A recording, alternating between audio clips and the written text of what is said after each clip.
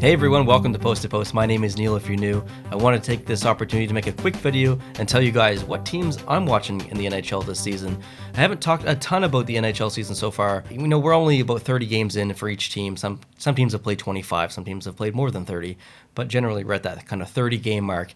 And I wanted to touch base a little bit with you guys. And well, just first off, let you know that I've watched way less hockey this year than any other normal year. And I'm not sure if that's just me or if it's other people as well.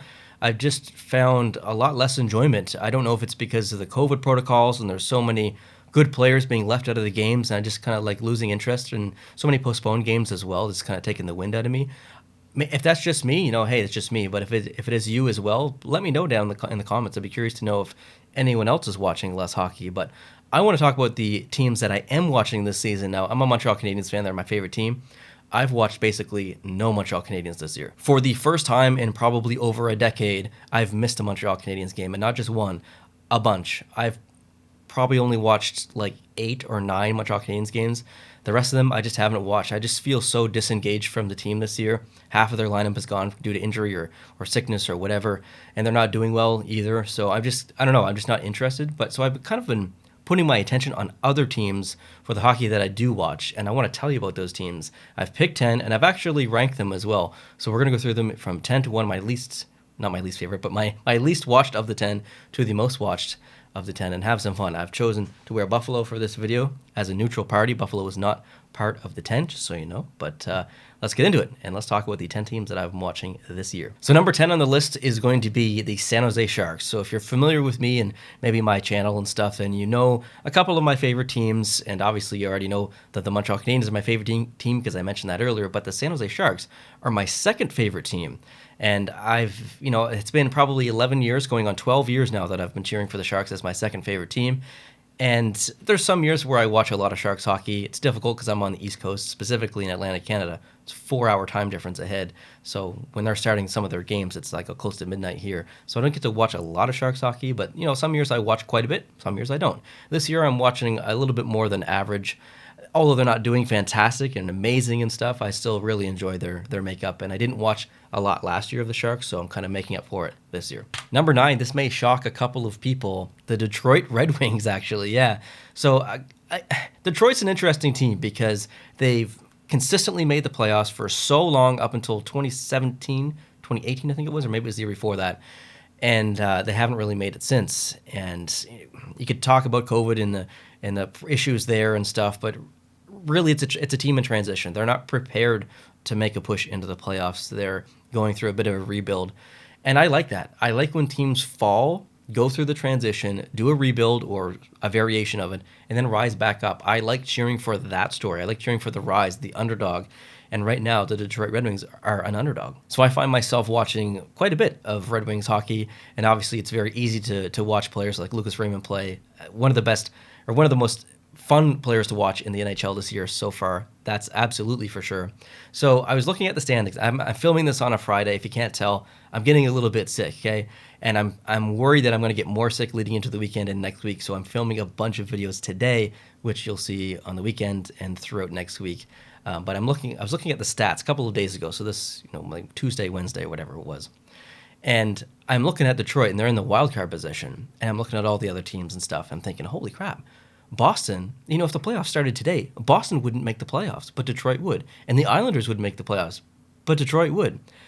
I would not have predicted that. So it's really cool to kind of see that almost under the radar rise of the Detroit Red Wings this year.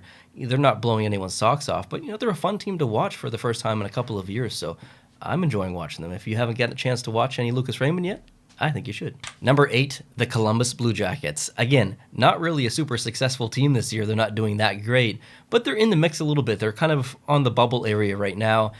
And again, they're kind of a team that's in that transition period. They're going through a rebuild. There's been some management changes recently. So they're a team learning about each other and kind of working together and trying to find a rhythm and some success. And while that's not the best hockey to watch, I like that process. So I've been watching actually quite a bit of Columbus Blue Jackets hockey this year, and I've been wearing that alternate jersey whenever I watch their games just for good luck. It hasn't worked, but I like wearing the jersey, so maybe it'll work eventually. Number 7, I put the Minnesota Wild, and this is really a carryover from the previous year. I watched a ton of Minnesota last year, and I just had to continue it on this year. The Wild are a fun team to watch. I've been having so much fun this year watching them, just like last year. So nothing new here. If you follow my channel last year, I already talked about that. But again, I'm watching some Wild this year. Number 6, we've got the Edmonton Oilers. Now, I don't typically consider myself an Oilers fan, but I'm not even a McDavid fan. I wouldn't even say that I'm a McDavid fan, but I'm a fan of watching McDavid, if that makes any sense. And I think since he's joined the team, there's this stigma around the team that it's all McDavid, it's all Draisaitl, and everyone else doesn't really matter. There's not depth there. And I think that is true for the most part. I'm not trying to be offensive. I genuinely believe that. But that's kind of the story that I've bought into, and I like watching that. How far can McDavid put the team on his back and drag him potentially into the playoffs? And if they get into the playoffs, what can happen? And if they don't make the playoffs, it's the same old conversation again about depth. They're always in this little kind of cart of question marks around depth. And it's not changed for 5 years now or 6 years or whatever it's been. It's the same this year. Oilers fans can argue it as much as they want, but it's always going to be there until they do something significant. But hey, as a non-Oilers fan, I'm still bought into watching their team because I like that story. I want to see what happens with McDavid and the rest of the team. And there are also individual players in the Oilers that I like as well. So yeah, I don't consider myself an Oilers fan, but I like watching McDavid, and I like watching the team. Number 5, we got the Florida Panthers, and this is an easy one for me. This is a carryover again from kind of last year. The team really changed quite a bit in the last 3 years or so. Maybe not so much roster-wise, but just some really key specific people, coaching, and then goaltending and stuff. So while there were changes and there were expectations and they didn't meet those expectations, a lot of lows, there's been some highs as well. Last year was a positive year. They didn't get as far as they wanted to in the playoffs, obviously, but they're really building on that this year.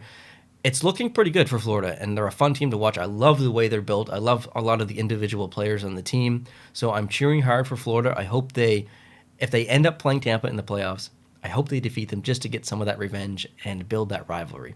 Number 4, we got the Calgary Flames. Now listen, Calgary is my favorite city in Canada, and I've been there twice. I would love to go back, but I always have this little special place for Calgary in my heart, regardless of the Flames, just for Calgary. So I tend to watch Calgary a little bit more than any other Canadian team outside of my Montreal Canadiens in a typical year.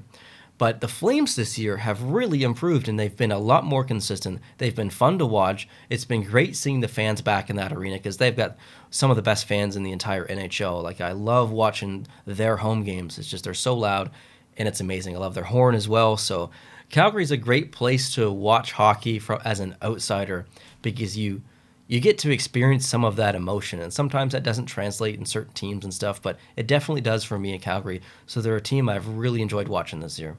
Number 3, we've got Anaheim. Listen, if you're not watching Anaheim this year, what are you doing with your life? Because Anaheim has been blowing people out of the water. They've been surprising and shocking a lot of people, including myself.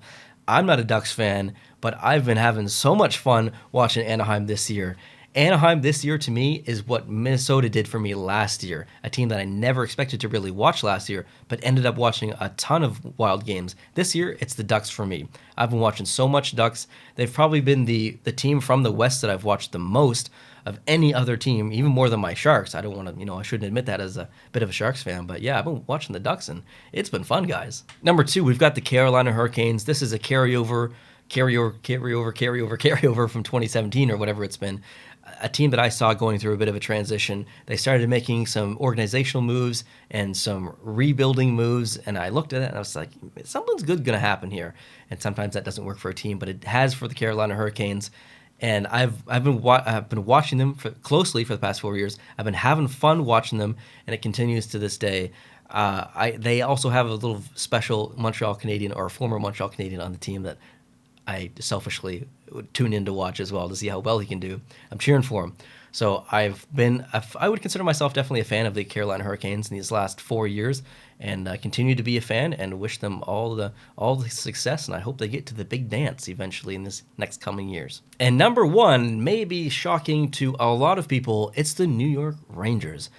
I don't know if I have a specific reason as to why that I've watched so much Rangers hockey this year. Yeah, they're doing better, but I just like the emotion behind the team, kind of like Calgary. Like, there's a lot of players individually that I like on the team as well.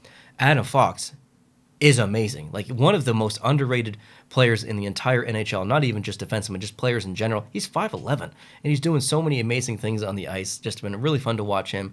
I've got a deep love for Capo Kakko. That sounded bad, but I like that guy. I like my Finns, okay? So even though he hasn't been having an amazing season, he's still doing better than Lafreniere. But yeah, I like my Kakko. I like Lafreniere as well. There's just a lot of players on the team that I enjoy watching, Shesterkin as well. So like this is a team that I like watching. I want to see them make the playoffs. I want to see them go deep, and I want to see them have some success. So Rangers fans, I'm sorry that I don't cheer for your team normally. I don't even consider myself to be a Rangers fan, but New York City is my favorite city in the entire world. So kind of like Calgary, you know, I've got a special place in my heart for New York City, and you know the Rangers are in New York City, so I got to cheer a little bit for the Rangers. So thanks for watching, guys. I appreciate you. Just a quick video, just telling you guys a couple of teams I've watched this year. Please leave a comment down below letting me know what the teams that you're watching this year. It doesn't have to be 10. Maybe it could be 3 or 5, or it doesn't really matter. It could be 1. Maybe a team that's not your favorite team, but is different from your favorite team. Just find you watching a little bit more than maybe a previous year or something. Let me know. Would love to hear from you. And also let me know if you guys are watching less hockey this year, or are you watching more hockey this year? Would like to know your thoughts there as well. So tune into the channel to see more content like this, as well as lighthearted stuff like logos and jerseys. Please hit the subscribe button if you're new and if that interests you. Otherwise, if you like this video, please hit the like button. And I'll talk to you guys next week. The videos will continue to come. But there's going to be a point where if I'm sick and I can't film and I don't have any videos backed up, there might be a couple of days or maybe a week. I don't know that I can't release videos because I can't talk. I can feel my voice going, so I'm a little bit worried, but I'll talk to you guys next week for sure. Adios.